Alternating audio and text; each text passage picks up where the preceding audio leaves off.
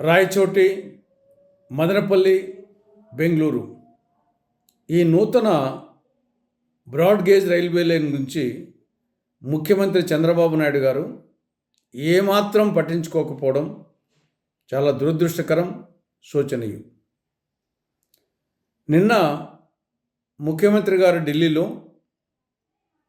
కేంద్ర రైల్వే శాఖ మంత్రి అశ్విని కుమార్ గారితో రాష్ట్రానికి చెందిన అనేక రైల్వే ప్రాజెక్టుల గురించి చర్చించడం జరిగింది. కానీ అందులో కడప, రాయచోటి, మదనపల్లి, బెంగళూరు ఈ రైల్వే లైన్ ప్రస్తావనే లేదు. ఈ ప్రాజెక్టు రాయలసీమ సమగ్రాభివృద్ధికి ఎంతో అవసరం. దీన్ని దృష్టిలో పెట్టుకొని 2008-9 రైల్వే బడ్జెట్లో దీన్ని మంజూరు చేయడం జరిగింది.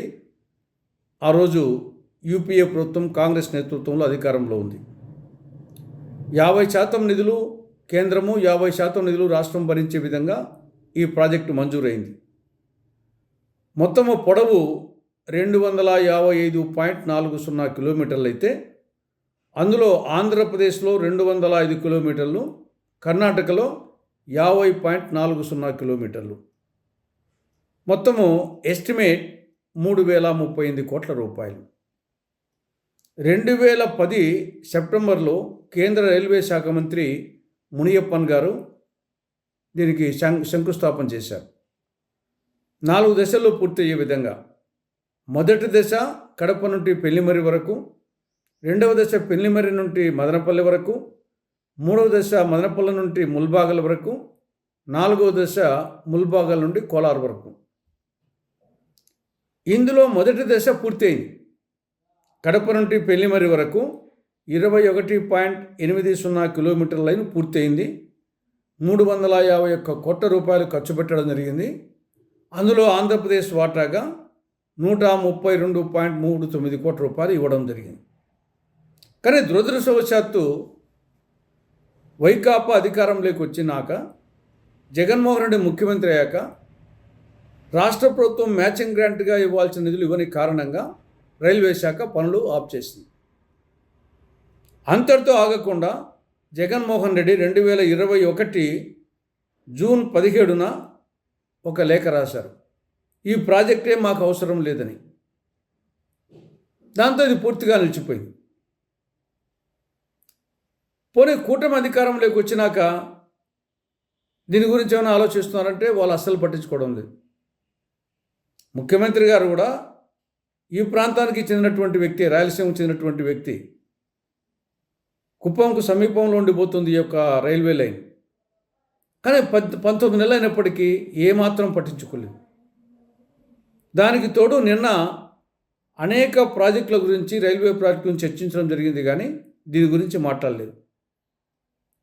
కాబట్టి చాలా దురదృష్టకరం, చాలా శోచనీయం. ఇప్పటికైనా ముఖ్యమంత్రి గారు ఈ యొక్క నూతన బ్రాడ్ గేజ్ రైల్వే లైన్ గురించి కేంద్ర ప్రభుత్వంతో మాట్లాడి 100% నిధులు వాళ్ళు భరించే విధంగానా, లేదా 50% రాష్ట్రము మ్యాచింగ్ గ్రాంట్ విడుదల చేసి త్వరగా పనులు ప్రారంభించాలని కాంగ్రెస్ పార్టీ రాష్ట్ర ప్రభుత్వానికి, ముఖ్యమంత్రికి విజ్ఞప్తి చేస్తూ ఉంది. రెండవది రైతు రుణభారం.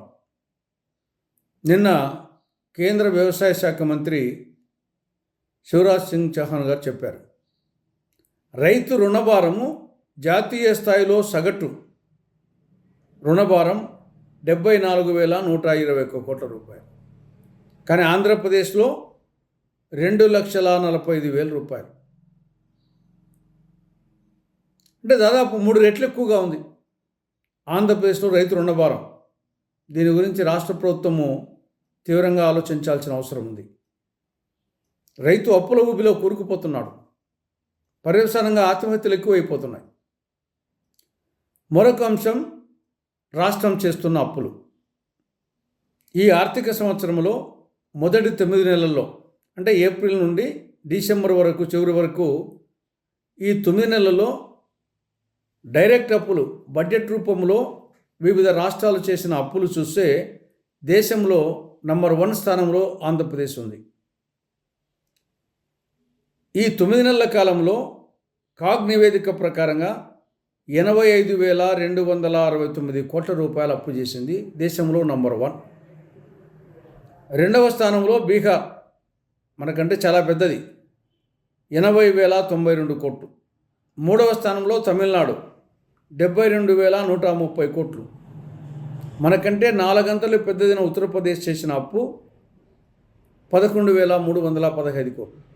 ఒరిస్సా అయితే కేవలం 911 కోట్లు. మనదేమో 85,229 కోట్ల రూపాయలు.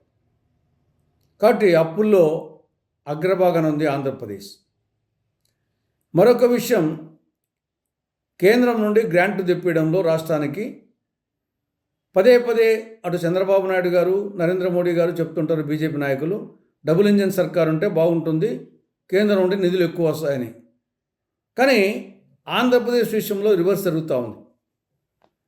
2023-24 ఆర్థిక సంవత్సరంలో మొదటి 9 నెలల్లో కేంద్రం నుండి రాష్ట్రానికి వచ్చిన గ్రాంటు 24,018 కోట్లయితే 2025-26 ఆర్థిక సంవత్సరంలో డబుల్ ఇంజన్ సర్కార్లో కేంద్రం నుండి రాష్ట్రానికి వచ్చిన గ్రాంటు 8,771 కోట్లు. అంటే తగ్గింది, ఎక్కువ రావాల్సినవే తగ్గింది. కాబట్టి డబుల్ ఇంజన్ ట్రబుల్ ఇంజన్గా, డొక్కు ఇంజన్గా, డబ్బా ఇంజన్గా తయారైంది.